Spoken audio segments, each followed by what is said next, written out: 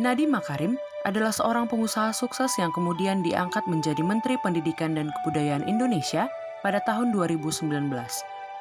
Sebagai seorang pemimpin, Nadiem Makarim telah berhasil menerapkan nilai-nilai ASN berakhlak dalam kepemimpinannya di Kementerian Pendidikan dan Kebudayaan. Berikut adalah beberapa contoh bagaimana Nadiem Makarim melakukan aktualisasi atas 7 nilai ASN berakhlak tersebut. Berorientasi pelayanan. Nadiem Makarim memperkenalkan program Merdeka Belajar yang bertujuan untuk memberikan pelayanan pendidikan yang lebih baik kepada masyarakat.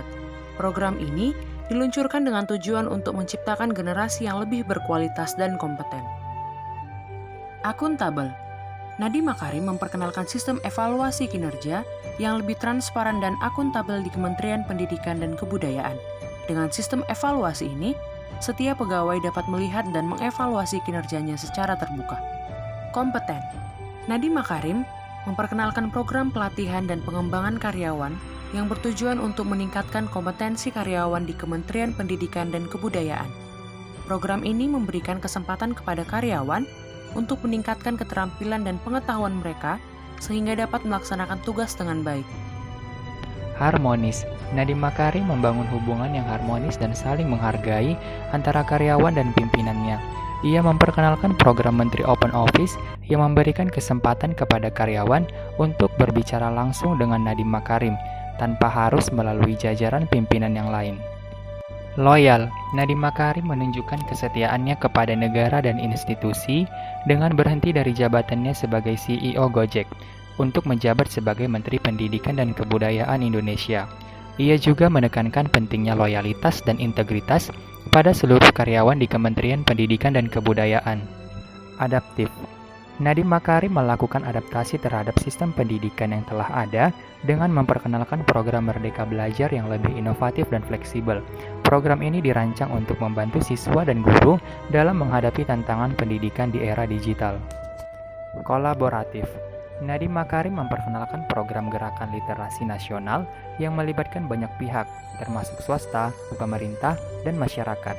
Program ini bertujuan untuk meningkatkan minat baca dan literasi di Indonesia melalui kolaborasi yang baik antar stakeholder. Dengan menerapkan nilai-nilai ASN berakhlak dalam kepemimpinannya di Kementerian Pendidikan dan Kebudayaan, Nadiem Makarim telah berhasil menciptakan sebuah institusi yang lebih berkualitas dan berorientasi pada pelayanan kepada masyarakat.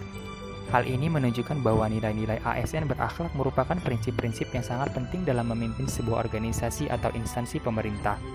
Ketika nilai-nilai ASN berakhlak ini ditetapkan dengan baik, maka institusi tersebut akan lebih mampu memberikan pelayanan yang lebih baik kepada masyarakat. Selain itu, dengan mengikuti contoh Nadiem Makarim, seorang pemimpin bisa mempraktikkan nilai-nilai ASN berakhlak dengan cara 1. Menjadi teladan dalam menerapkan nilai-nilai ASN berakhlak tersebut dalam kehidupan sehari-hari. Seorang pemimpin harus bisa menjadi contoh yang baik dalam hal berorientasi pada pelayanan, akuntabilitas, kompetensi, harmoni, loyalitas, adaptabilitas, dan kolaborasi. Kedua, membuat kebijakan dan program-program yang sesuai dengan nilai-nilai ASN berakhlak. Seorang pemimpin harus bisa mengidentifikasi apa yang dibutuhkan oleh institusi dan masyarakat dan membuat program yang sesuai dengan nilai-nilai ASN berakhlak. Ketiga, menekankan pentingnya nilai-nilai ASN berakhlak pada karyawan dan bawahan.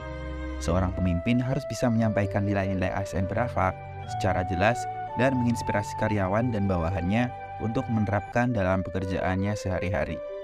Dengan menerapkan nilai-nilai ASN berakhlak dalam kepemimpinannya, seorang pemimpin dapat menciptakan lingkungan kerja yang lebih baik dan dapat memberikan pelayanan yang lebih baik kepada masyarakat.